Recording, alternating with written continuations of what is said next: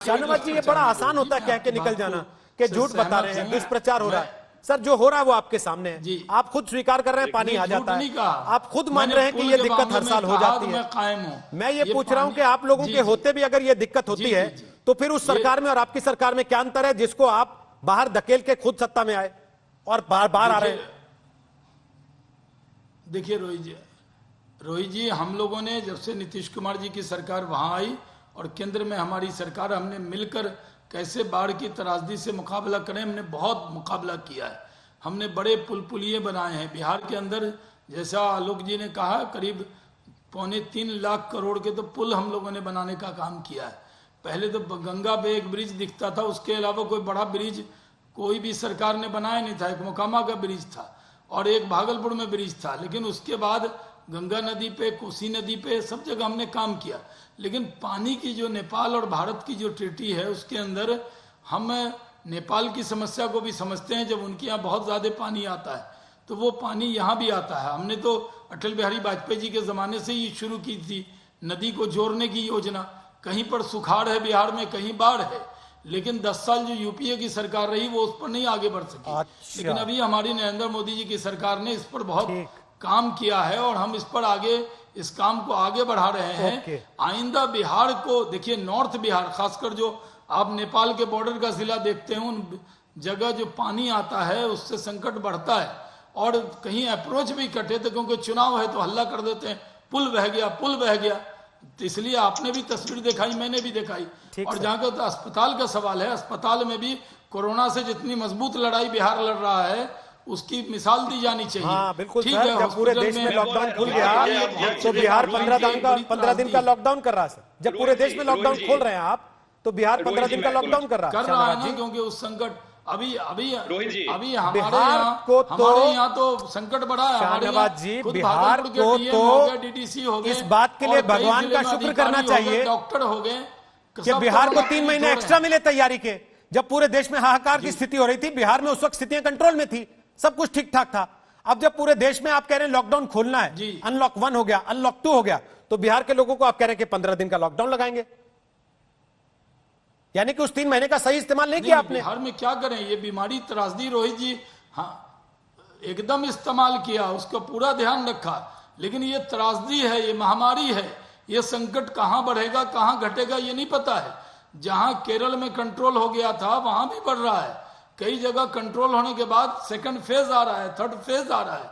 बिहार शुरू में कोरोना नहीं था, तब हम लोगों की बड़ी आलोचना हो गई कि बाहर से लोग आने नहीं दे रहे आप। अब जब बाहर से प्रवासी मजदूर भी आए और उसके बाद कुछ दिक्कतें आई हैं, उसके बाद उससे मुकाबला कर रहे हैं।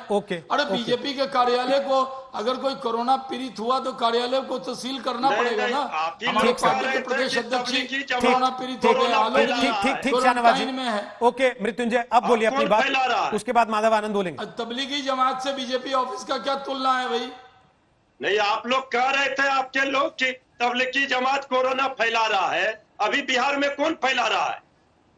अरे भाई ये महामारी है, ये कहीं भी फैल सकती है।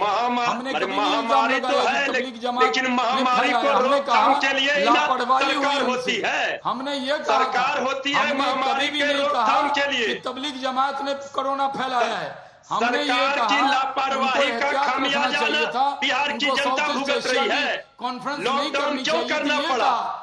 रोहित जी ने तो सही सवाल खड़ा किया, कोरोना आखिर लॉकडाउन बिहार में क्यों करना पड़ा है? ये कोरोना वायरस तो कोरोना की जंग में आप बिहार सरकार नाकाम रही है। आज राजभवन तक कभी नहीं कोरोना ने दस्तक दे दिया, मुख्यमंत्री आवास अच्छा ठीक है, लड़िए मत, लड़िए मत, लड़िए मत, सचिवालय मुख्य सचिव तक कोरोना पहुंच गया। लड़िए मत, लड़िए मत, लड़िए मत, अच्छा लड़िए मत, वालों ने कोरोना फैलाया। ओके लड़िए मत, की नाकामी है, लड़िए मत, इसे स्वीकार कीजिए। ठीक है, Shahnawaz Hussain ji. Okay okay okay, Shahnawaz ji please. Madhav Anand कुछ बोल रहे हैं, फिर डॉक्टर अजय आलोक बोलेंगे।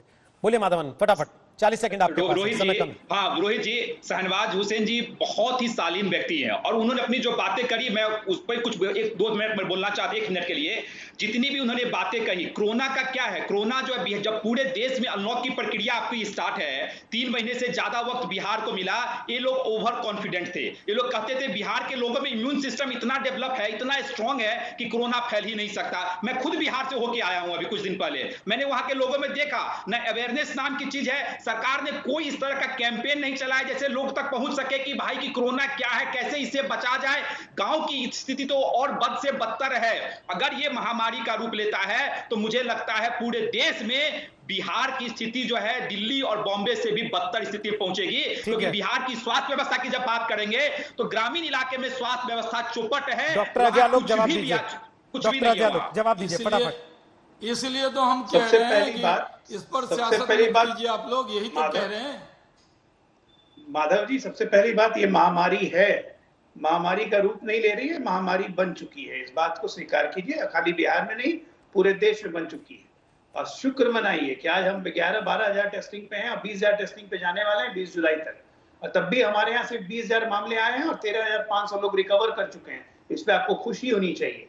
बिहार के डॉक्टर पूरी ताकत से लगे हुए हैं और लोग भी अब सजग हो रहे हैं। सजगता, ये जो बीमारी फैली है लोगों की लापरवाही के कारण ही फैली है। ठीक सर। सरकार अपनी तरफ से हर तरफ से सजगता करवा रही है, करने के लिए कह रही है।